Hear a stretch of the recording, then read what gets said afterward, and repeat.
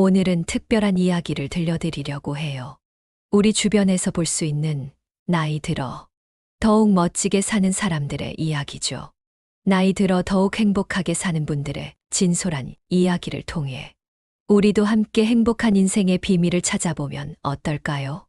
하나, 수면의 황금률. 일찍 자고 여유롭게 깨어나기. 현대 사회는 늦게 자고 일찍 일어나는 것을 미덕으로 여기곤 합니다. 성공하려면 잠을 줄여라. 새벽에 일어나는 새가 벌레를 잡는다. 등의 말들이 이를 부추깁니다. 하지만 이는 우리 몸의 자연스러운 리듬을 거스르는 것입니다. 나이가 들수록 수면의 질은 더욱 중요해집니다. 밤 10시부터 새벽 2시 사이의 수면은 신체 회복에 가장 중요한 시간입니다. 이 시간대의 깊은 수면은 노화 방지, 면역력 강화, 기억력 개선에 직접적인 영향을 미칩니다. 일찍 자는 습관은 단순한 건강 수칙을 넘어 삶의 질을 결정하는 핵심 요소입니다. 해가 저물 때 자연스럽게 잠자리에 드는 것은 우리 몸의 생체 시계와 가장 잘 맞는 리듬입니다. 이는 수면의 질을 높이고 다음 날의 활력을 보장합니다. 특히 주목할 점은 늦잠에 대한 새로운 시각입니다. 늦잠은 단순한 게으름이 아닙니다. 이는 우리 몸이 보내는 회복의 신호이며 때로는 필요한 휴식입니다. 주말이나 휴일에 자연스럽게 깨어날 때까지 충분히 자는 것은 한 주의 수면 부족을 보완하는 현명한 방법입니다. 일찍 자는 건 중요하고 늦잠은 미덕이라고 생각하세요. 둘, 유머와 웃음, 삶의 향신료이자 최고의 항노화제. 유머는 나이 들어가는 과정에서 만나는 여러 도전들을 이겨내는 강력한 무기입니다. 웃음은 단순한 감정 표현이 아닌 전신 운동이자 자연의 치료제입니다.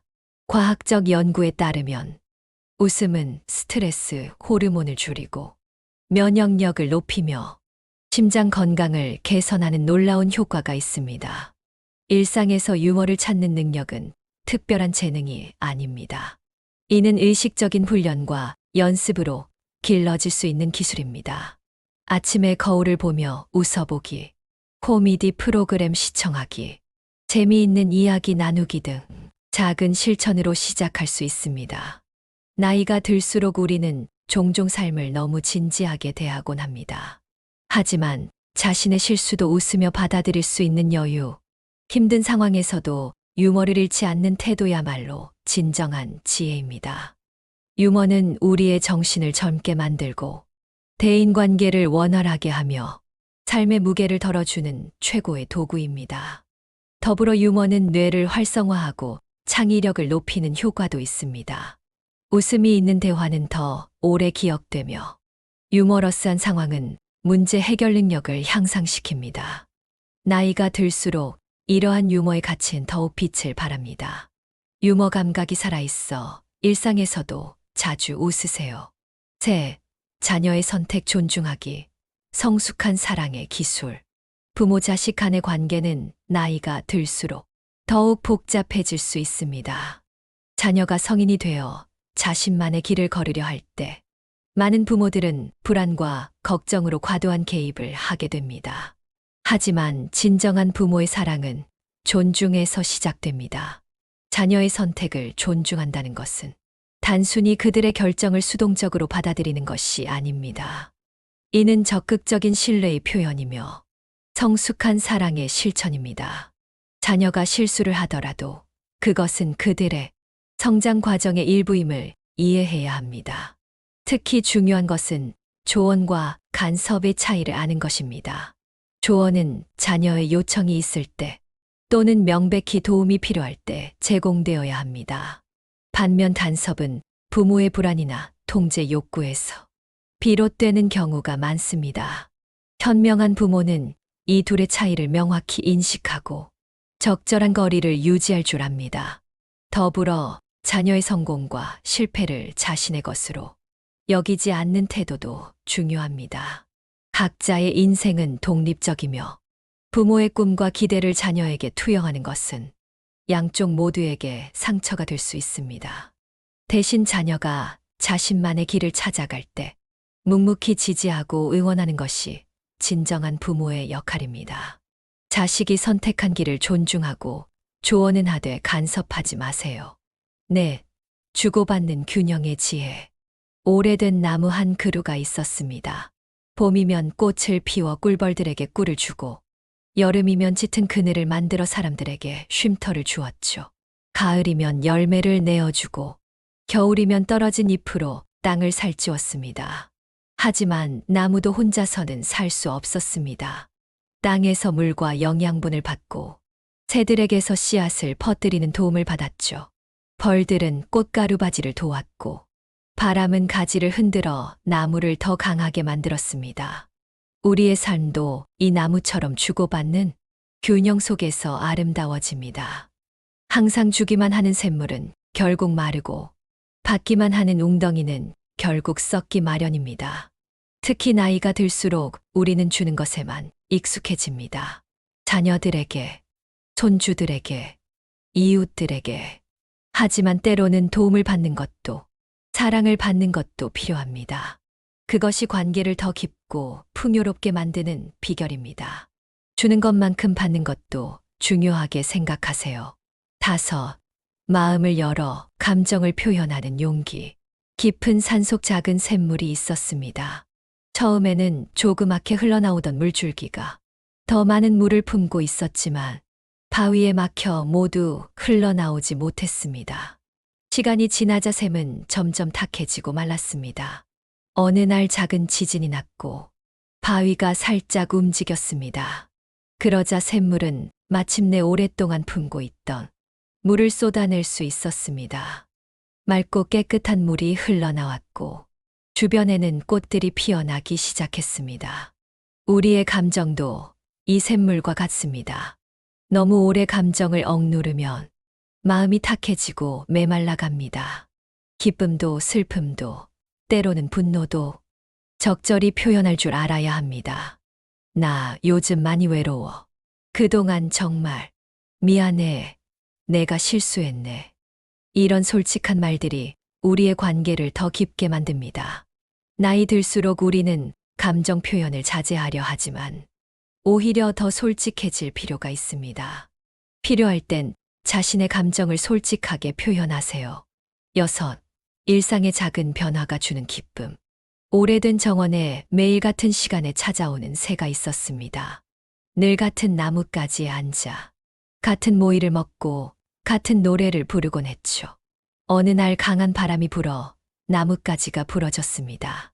처음에 새는 당황했지만 이내 다른 가지를 발견했습니다. 새로운 가지에서는 전에 보지 못했던 풍경이 보였고 다른 새들과도 만날 수 있었습니다. 새로운 열매도 맛보게 되었죠. 변화는 새에게 예상치 못한 선물을 가져다 주었습니다. 우리도 나이가 들수록 익숙한 것에만 안주하려 합니다. 같은 시간에 일어나 같은 식당에서 같은 음식을 먹고 같은 길을 걸어 같은 장소에 갑니다. 하지만 이런 반복은 우리의 영혼을 조금씩 지치게 만듭니다. 작은 변화를 시도해 보세요. 평소와 다른 길로 산책을 하거나 새로운 음식을 맛보거나 처음 보는 사람과 대화를 나눠보세요. 새로운 취미를 배우거나 낯선 장소를 방문하는 것도 좋습니다. 변화는 우리 뇌를 자극하고 일상에 신선한 활력을 불어넣습니다. 크게 달라지지 않더라도 작은 변화들이 모여 우리의 삶을 더욱 풍요롭게 만듭니다. 반복되는 일상의 틀에 얽매이지 마세요. 7. 과거를 내려놓고 현재를 살아가는 지혜. 해질녘 바닷가를 걷다 보면 파도가 모래 위에 그린 무늬들이 다음 파도에 의해 지워지는 모습을 볼 수 있습니다. 우리의 삶도 이와 같아야 합니다. 지난날의 상처와 후회는 바닷가의 발자국처럼 자연스럽게 지워질 수 있음을 받아들여야 합니다. 과거의 기억은 마치 오래된 앨범과 같습니다. 때로는 꺼내어 보며 추억을 되새길 수 있지만 그 앨범에 사로잡혀 현재의 아름다움을 놓쳐서는 안 됩니다. 특히 나이가 들수록 우리는 과거의 영광이나 상처에 매몰되기 쉽습니다. 지나간 일들은 이미 바꿀 수 없습니다. 하지만 그것을 바라보는 우리의 시선은 바꿀 수 있습니다. 실패했던 순간들은 값진 교훈으로, 아팠던 기억은 우리를 더 강하게 만든 성장의 발판으로 재해석할 수 있습니다. 매일 아침 떠오르는 태양처럼 우리에게는 새로운 시작이 주어집니다. 오늘이라는 선물을 온전히 누리기 위해서는 과거라는 무거운 짐을 내려놓는 용기가 필요합니다. 나쁜 과거는 싹둑 잘라내고 현재를 즐기십시오. 8. 나를 있는 그대로 받아들이는 여정. 거울 앞에 서서 자신을 바라보는 시간을 가져보세요. 주름진 눈가, 흰 머리, 느려진 걸음걸이. 이 모든 것들은 우리 인생의 훈장입니다. 젊음을 되찾으려 애쓰기보다 현재의 모습을 사랑하는 법을 배워야 합니다. 완벽한 사람은 없습니다. 우리 모두는 각자의 부족함과 결점을 가지고 있습니다. 하지만 이러한 불완전함이 우리를 인간답게 만듭니다. 나이 들어갈수록 우리는 자신의 한계를 더 선명하게 마주하게 됩니다. 이때 필요한 것은 자책이 아닌 수용입니다. 장점은 자부심으로, 단점은 개성으로 받아들일 수 있을 때 비로소 진정한 자아 수용이 시작됩니다. 이는 하루아침에 이루어지지 않습니다. 매일 조금씩 자신을 더 이해하고 사랑하는 연습이 필요합니다. 시간의 흐름 속에서 변화하는 자신을 받아들이는 것은 인생의 가장 큰 과제이자 선물입니다. 이 과정에서 우리는 더 깊은 자아를 발견하게 됩니다. 내 장단점을 수용하고 있는 그대로의 나를 사랑하세요. 9. 나를 위한 시간의 소중함. 저녁 노을이 질 무렵 조용한 카페에서 혼자만의 시간을 보내는 것은 사치가 아닌 필수입니다.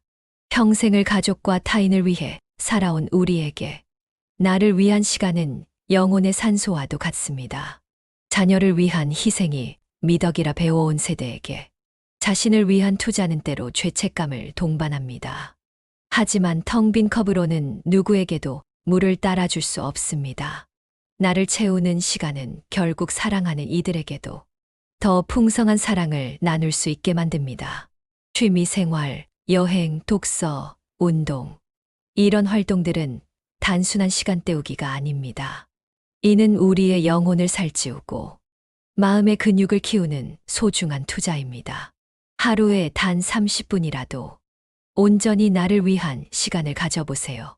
자식을 위해 무조건 희생하기보다는 나 자신을 먼저 돌보세요.